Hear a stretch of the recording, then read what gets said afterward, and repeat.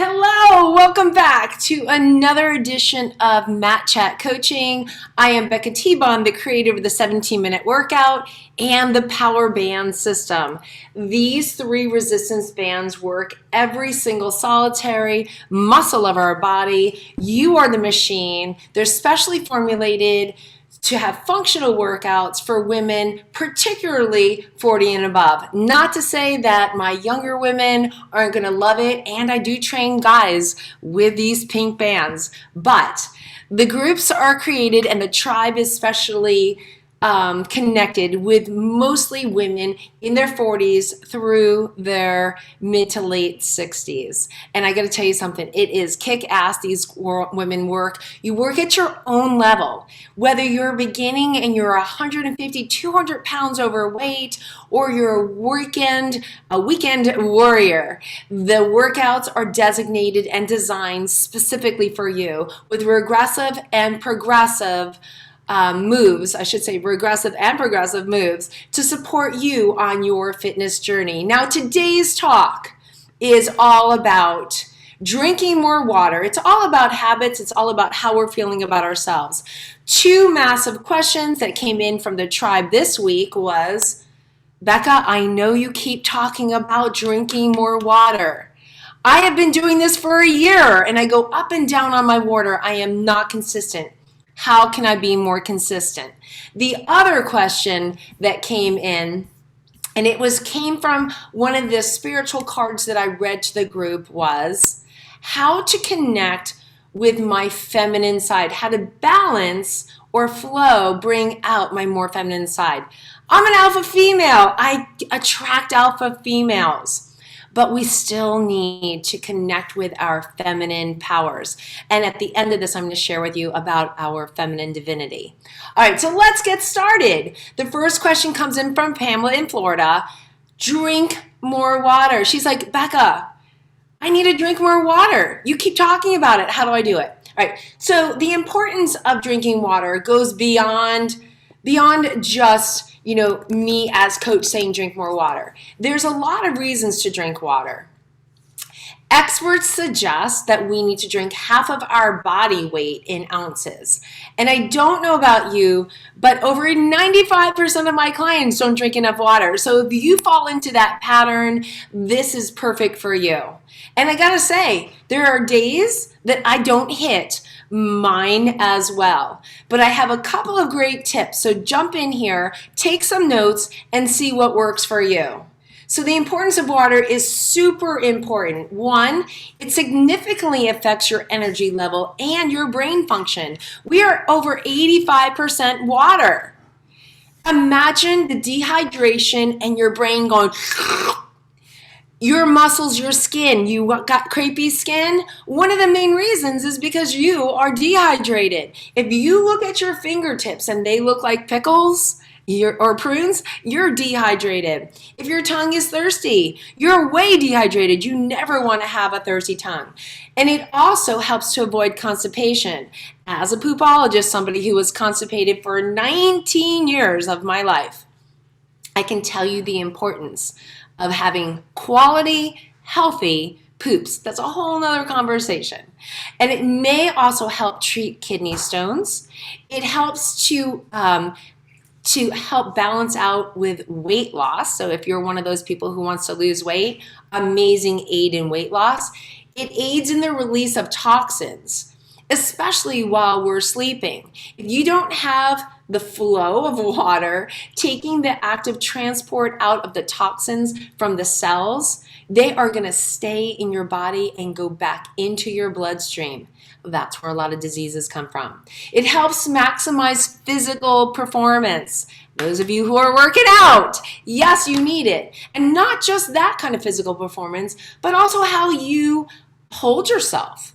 Right? It helps prevent and treat headaches. If you're somebody who is massively getting those sinus headaches, those migraines, having water can help with that. As I said, it helps with saggy skin and wrinkles and also helps flush fat. Woo, if those aren't enough reasons. So let's talk about ways to increase our water intake, shall we? One of my favorite ways is with a straw. A straw definitely helps you double, triple down on your amount of water in lickety-split time. I also suggest setting daily goals for how much specifically you're going to drink. So take your body weight. Let's say you weigh 160 pounds. Half of that is 80 ounces. So let's say that this is 30 ounces. So you're going to want 3 of these, right? So taking that into consideration, what I suggest is breaking your day down into 3 equal parts. Let's say you break the first part down to about 10, 11 o'clock. Let's say you break the next part down to about 2 o'clock and the next part to about 5:30, 6 o'clock. You also do not want to drink massive amounts of water within a half hour of eating. Why? Because it breaks down the acidity of your stomach juices, your acids, and makes it so that it's harder for your food to be broken down. AKA, then you are naturally not going to absorb all your nutrients. You're going to get hungrier faster, eating more calories. Okay, you want a reusable water bottle. Love this one. These are awesome. You want something that keeps your cold water cold, your hot tea hot. Set reminders on your clock, on your phone. So as I said, 10, 2-ish, 5:30, set them. When that number goes off, just take a couple of minutes, finish off what you got. Replace other drinks with water. If you're drinking soda or fruit juice, soda, forget about it. Like, I can talk all day long about why not to drink soda. Fruit juice is lots of sugar. It is not the healthiest way. Now, juicing is different than fruit juices. So if you're buying orange juice, which I was a huge orange drinker, I would drink 16 ounces of orange juice every day. It is a massive amount of sugar.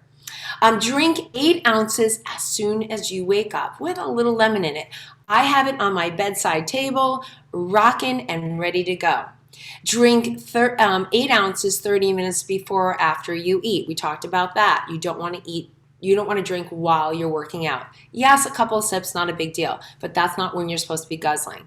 And my favorite thing is to flavor or infuse your water with different fruits, mints, lemons, oranges. Awesome, awesome.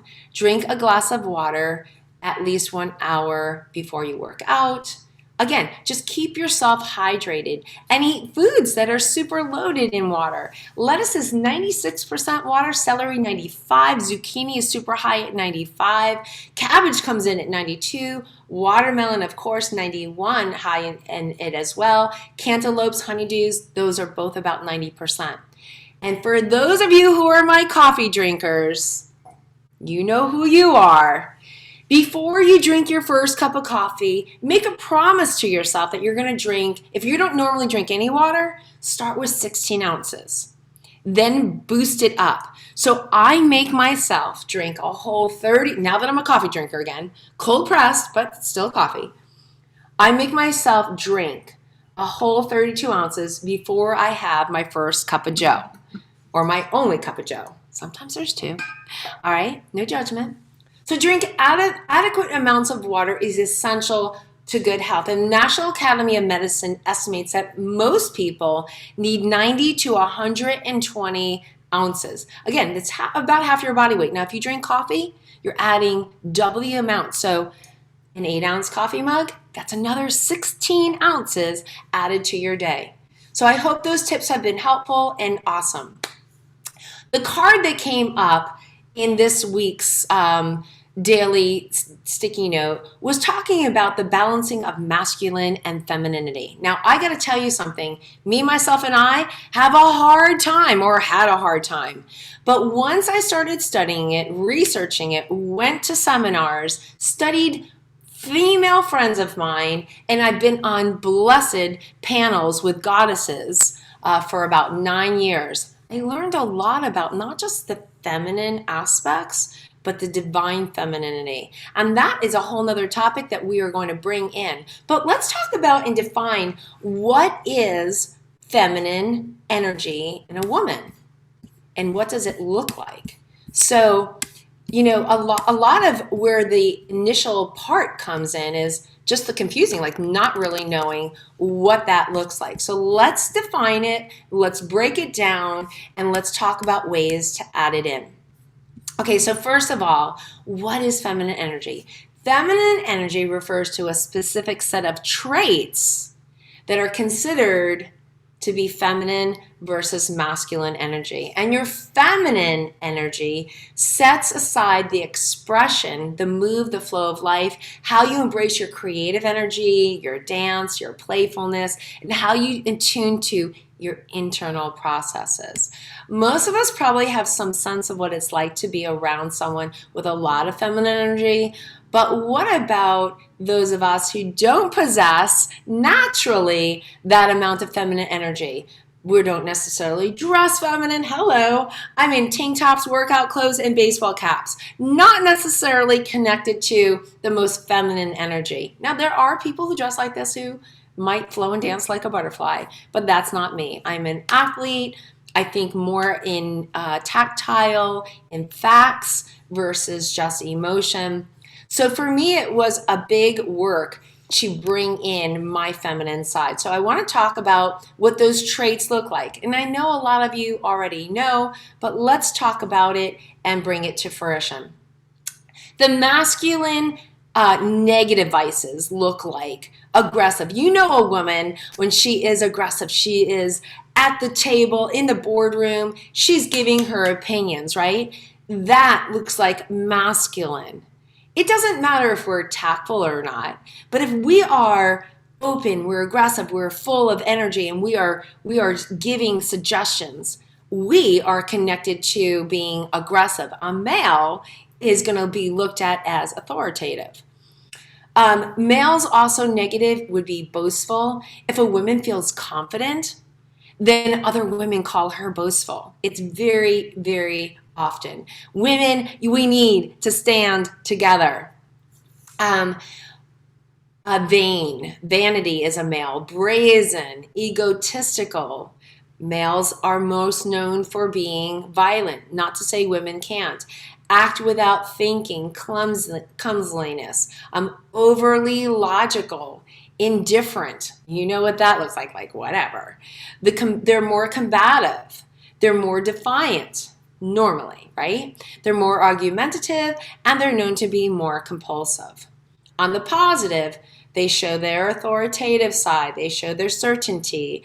They show their debonairness, their self-assuredness, their courageousness. They're known to be more goal-oriented, protective, physical. They're very black and white. They're easygoing.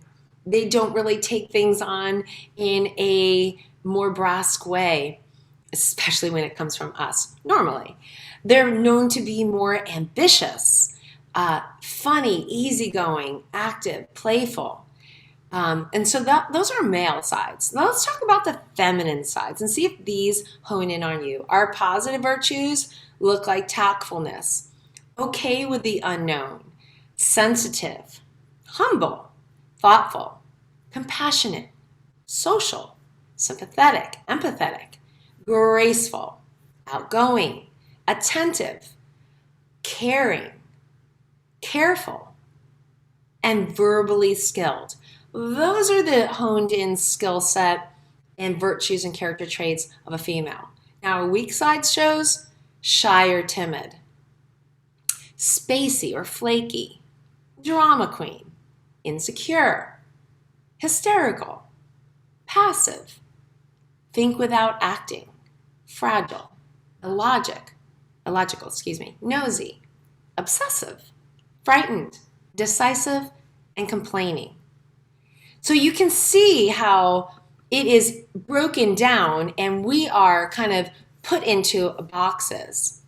So let's talk about what feminine energy is, right? So feminine energy refers to those specific traits that we just talked about, considered to be the opposite traits associated with masculine energy. And our masculine side gets expressed when we're working towards a goal, when we're working on progress, getting things done, pushing forward. Our feminine side gets expressed when we're moving in the flow of life, embracing our creative energy, dancing, playful, attuned with our internal processes. So it's important for these traits that are not associated with, it's important to not make these traits associated with gender, right? Especially us alpha women. We do not like to be honed into a box with a lid on it. No, no, and no. The set of traits that we've come to define as feminine do stem from the expectations that are used as been placed on females. I get that. And historically, that is a certain way of behavior patterns. But likewise, the traits associated with being masculine are traits used to be expected from a man. But today, we know that all genders can have and express both sides of them, right? And we know that some males are very heavily feminine character traits, and some women extremely heavily oriented into the masculine. So how do we balance them out? How do we make them flow? How do we bring out our feminine trait in a masculine environment? And how do we reteach our masculine partners or feminine partners, whoever your partner is, when we want to be the more feminine one in this partnership?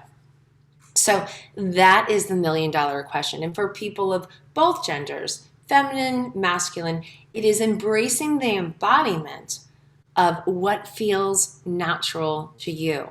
Now, if you want to hone in on more feminine traits, then focus in on those.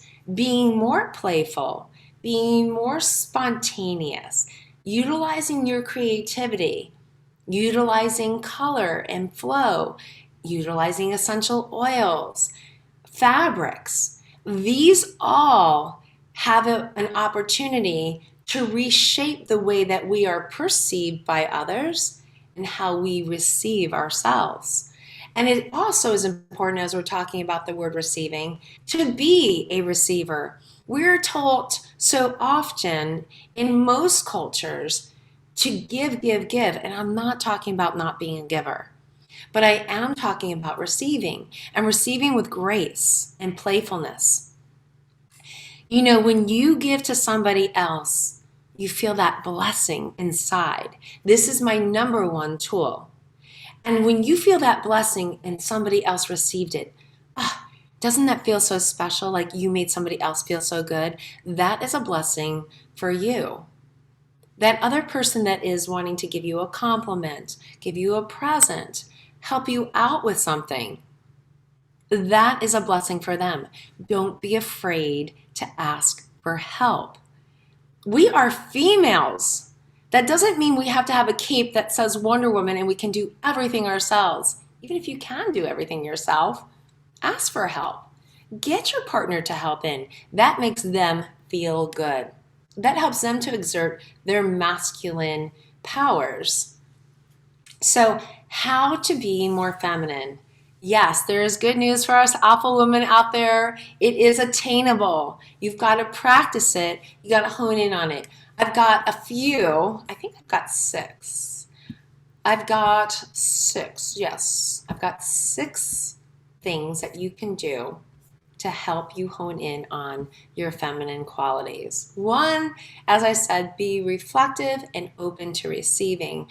Many of us are so busy that we really take time to listen to our insides, and also reach out to get the help and support from other people. Don't let your ego get in the way. If you have been on your own or doing things on your own in the past, start letting other people help you. Go into nature is number 2. Places can be characterized as either feminine or masculine depending on their overarching characteristics. So the feminine is a life force. It practices the places of a forest, the jungle, parks, and ocean. These are feminine, natural feminine energies. Go there where you have a feeling of synchronicity and you can revitalize and energize yourself. When we think of nature, we usually think of greens and blues and earthy browns, right? We think of those kind of colors. But color is also an important aspect of expression of behavior. And it has been shown that orange attracts the opposite sex into our feminine qualities. So wear orange, wear essential oil that's orange, put orange clothes on, maybe use some orange pillows, candles, foods. These all are more essence in the feminine quality. It says to be more creative. Feminine is naturally a creative force, which is harnessed in many ways. And femininity historically has been described as women who embody and create life. But it is not just that, and especially for my females out there who have not birthed.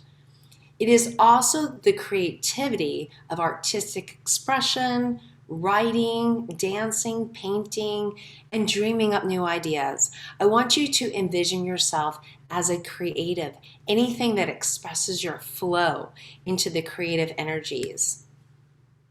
Hone in on your emotional expression. While the masculine is normally defined through logic, the feminine is expressed through emotions. We all have emotional selves.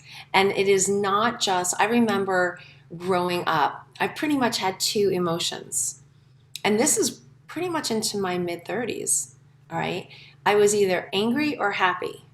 I didn't really hone in on sad. Sad always became angry because those were emotions and how they were connected in my childhood.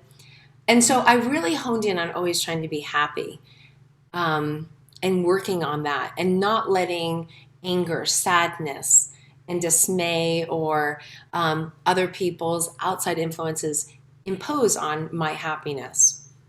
And it's an important thing for all of us. But there are so many emotions out there. I studied emotional behaviors, patterns, and traits, qualities, because I wanted to engulf life. If you are more stoic and you're not allowing the expression of emotional self, I want you to hone in and study emotional intelligence. Now, Daniel Goleman is an American psychologist who has popularized emotional intelligence. But I have a special friend, a doctor, who has spoken at many of my events, and I've been on many stages with her. I'm going to ask her to come into our group and talk about emotional intelligence. And that's where we're talking about self-awareness, self-regulation, motivation, empathy, and our social skills, and how they are all honed, received by us, and perceived by others. And as you know, feelings state automatically how our actions flow. So practice active listening. There are 5 important ways for you to use active listening. 1, be fully present in the moment. Don't just be ready to act upon or think about what you're thinking and feeling, but listen. Listen intently to what the other person's saying. Put yourself in their shoes. Feel the empathy and compassion of what they're feeling, what they're doing.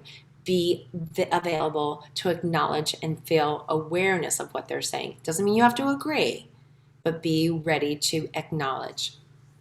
Pick up key points and let the speaker know that you did by repeating them and parroting them back. Practice active listening by using these skills and develop curiosity, be open-minded, and a desire for continued growth. Our last one is value spontaneity and be playful. Let's be honest. We don't always value the vacation, the connection, the downtime. We don't have it in our being. We are working, we are with kids, we are volunteering, we are cleaning, we are buying, we are cooking. We're doing something usually, and not just for ourselves. We are overworked, which is an overmasculinized tendency. Although we know a lot of them just go to work, come home, and do their thing, okay? Yes, so you need to prioritize self-time. Get out your phone, put in your time for your 17-minute workout, your daily workout. Put in time for reading, what makes sense to you, what works good for you, listening to podcasts, learning, reading, listening to music, going to yoga, doing things that bring in relaxation and self-actualization. When you get out of your overworked state, you'll feel more yourself again. Place yourself on the non-negotiable time schedule on your calendar. And last but not least, strengthen and exert your energies for yourself to transform. You've got to take the time to do this. The messages come from the messes. The destruction that comes from creation, say goodbye to your overwhelm and welcome in the new. Transformation only comes when we become actualized, aware, and decisive in taking action to make those changes. I hope this has been really helpful and supportive for you. To recap, 6 ways to awaken and enlighten and tap into our feminine energy. Be open to receiving. As a woman, we have the power to receive, amplify it, and give it back. Eat and wear orange. Be creative, make pleasure a priority, get the physical pleasures back in life, and be active. Allow your playfulness to be seen, felt by yourself and those that are important to you. This is Becca T-Bon, another Mat Chat coaching session for you. See you next Wednesday.